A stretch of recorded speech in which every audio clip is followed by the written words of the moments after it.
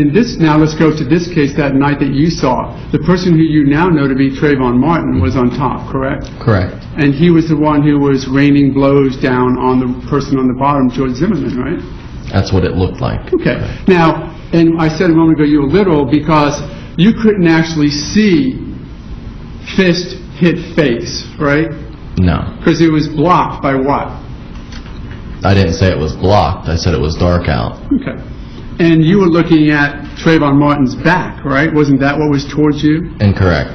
Then On the sidewalk, they're side to me because they're laying on the sidewalk, which would be going lateral to my house. Oh, that's right. By the time they got up to the sidewalk, they had sort of moved into a position where it was a little bit more you can see what would have been George's left side or right side? It would have been his right arm. Okay, his right arm was towards you, and then Trayvon Martin's left side would have been a bit more towards you, right? Correct. And then that's when you saw him striking down? That's when it looked like, yes, arm movement going downward. Correct. How many times do you think? If you I have no idea. As soon as I saw the movement going downward, that's when I turned around and went back inside. That's when you knew it was very serious? Yes. It looked like it was getting serious, and it wasn't just someone playing around. And that's when you can hear George Zimmerman screaming for help, right? Incorrect. What was it? When was it? That was in the beginning when I finally saw someone under the person. And I apologize for not asking the question the right way. When was the first time that you heard the person on the bottom scream for help? When I initially went outside, didn't see a second person.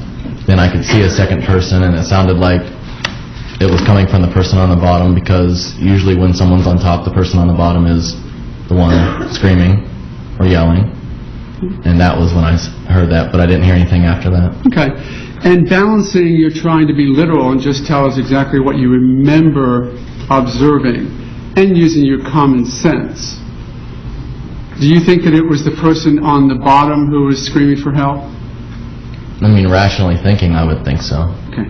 Matter of fact, I think you said in response to Mr. Delarounde's question, had it been Trayvon Martin screaming for help, since his back was to you, it would have had to be the yell would be going away from you, and I think you said it would have to bounce off the wall before you heard it. And I think it would sound different. Okay. That's why in my head I thought it was coming from the person on the bottom.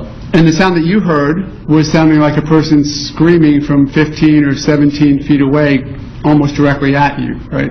It sounded like